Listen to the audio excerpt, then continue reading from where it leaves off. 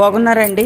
ఈరోజు నేను మెంతులు నానబెట్టుకోవడం కాదండి, బాగా ఎండబెట్టుకున్నానండి. ఎండలో బాగా దొడ్డు వైపున ఎండ వస్తే గోడ మీద ఎండబెట్టుకున్నాను.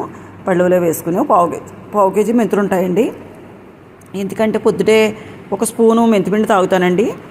నేను రోజు డైలీ తాగుతుంటాను. అందుకని వేపకుండానే ఇలా పచ్చివి ఎండబెట్టేసుకుంటాను. బాగాను ఎండబెట్టేసుకుని బాగా మిక్సీలో పట్టేసుకుని చల్లారిన తర్వాత ఒక డబ్బాలో స్టోర్ చేసుకుంటానండి. బాగా చల్లారిపోయిన తర్వాత రోజుకు ఒక స్పూన్ తాగుతుంటానండి. మెంతిపొడి గోడ మీద పెట్టుకుని ఎండబెట్టుకున్నాను. ఇంట్లో చాలా పనులు ఉంటాయి కదండి. ఈరోజు పప్పు వేసానండి. తొక్కపప్పు కదా, పని ఎక్కువగా ఉంటుందండి. అలాగే కరివేపాకు పచ్చడి కూడా చేశానండి. మీకు వీడియో పెడతాను. కరివేపాకు పచ్చడి వీడియో షేర్ చేస్తానండి మీకు తప్పకుండాను. రేపు శివాలయానికి వెళ్తున్నామండి. అందుకని శుభ్రంగా అభిషేకం చేయించుకుందాం అనుకుంటున్నాం. రేపు మీకు వీడియో పెడతానండి.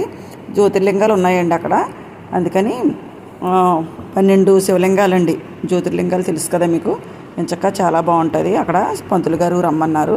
మనం తెల్లవారుజామునే వెళ్ళిపోతే మనం చేతితో స్వయంగా ఆ లింగాల కిందట్లకి వాటర్ పోసుకుని అప్పుడు అభిషేకంలో కూర్చోవచ్చండి. ఎంచక్కా చాలామంది కుదురుతుంది. తెల్లవారుజామున ఒక అబ్బాయి అయితే తెల్లవారుజామున వెళ్ళి రోజు నీళ్లు పోస్తాడంటే ఎంచక్కాను. నేను ఎప్పటి నుండో అనుకుంటున్నానండి, నా కోరిక శివుడికి అలాగా సిద్ధేశ్వర స్వామి గుడిలో అమలాపురంలో శివుడికి సొంతంగా మన చేతితోటి అభిషేకం చేయొచ్చు. కానీ ఇలాగ అప్పుడప్పుడు కూడా మనం అభిషేకంలో కూర్చోలేనప్పుడు కూడా అలాగా బయట శివలింగాలు ఉంటే బాగుండు అనుకున్నాను. నేను మెంతిపిండి నానబెట్టుకున్నాను కదండి, అది సాయంత్రం తాగుతున్నానండి. ఇప్పుడు మార్నింగే తాగుతాను, సాయంత్రం టైంలో అసలు తాగనండి. ఈరోజు ఎందుకో తాగాలనిపించింది, తాగానండి. తాగేసిన తర్వాత అక్కడతో పని అయిపోతుంది కదా, గ్రైండర్ వేసుకుని. తొక్కపప్పు కదండి, చాలా పని ఎక్కువ ఉంటుందండి బాబు. అంతే, ఇంకా బలం కదండి, అందుకని తొక్కపప్పే వాడతాను. మినపగుళ్ళు అయితే అసలు వాడం మేము. మనకి కుదురుతుంది కాబట్టి, ఇంట్లో ఉంటాం కాబట్టి నేను ఇలాగ తొక్క మినపప్పుతోటే నేను అన్నీ తయారు చేసుకుంటానండి. కాకపోతే గ్రైండర్ వేసిన రోజుని చాలా పని ఎక్కువగా ఉంటుందండి. అవన్నీ అంతా బాగానే ఉంటుంది, కానీ గ్రైండర్ దింపడం ఎత్తడం లోపలంతాను బాగా సామాన్లన్నీ మనమే తోముకోవడం కదండి, ఎంతో పని, మామూలు పని కాదు కదా ఆడవాళ్ళకి.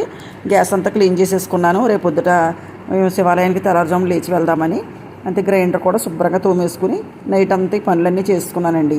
వాకల్లో కల్లాపులు క్లీనింగ్ అన్నీ అయిపోయింది. బయట గుమ్మాలు అన్నీ కూడా నీట్గా శుభ్రం చేసేసుకున్నాను. పొద్దున్నే లేవగానే గదులు కొంచెం క్లీన్ చేసేసుకోవడం, గుడికి వెళ్ళడం. కరివేపాకు పచ్చడి కూడా వేపేసానండి. ఇంకా చల్లారుతుంది, మిక్సీలో వేయాలండి. అది కూడా వీడియో షేర్ చేస్తాను మీకు. మీరంతా కూడా ఏం చేస్తున్నారు, బాగున్నారా? ఇంకా చాలామంది అడుగుతున్నారండి, అల్లం పచ్చడి, కరివేపాకు పచ్చడి ఎలా ఉంటుంది, కరివేపాకు పౌడర్ ఎలా ఉంటుంది అన్నంలోకని. చాలా సూపర్గా ఉంటాయి. అవన్నీ మీకు వీడియో షేర్ చేస్తాను. ఈ వీడియో మీకు నచ్చినట్లయితే లైక్ చేయండి, షేర్ చేయండి, సబ్స్క్రైబ్ చేయండి.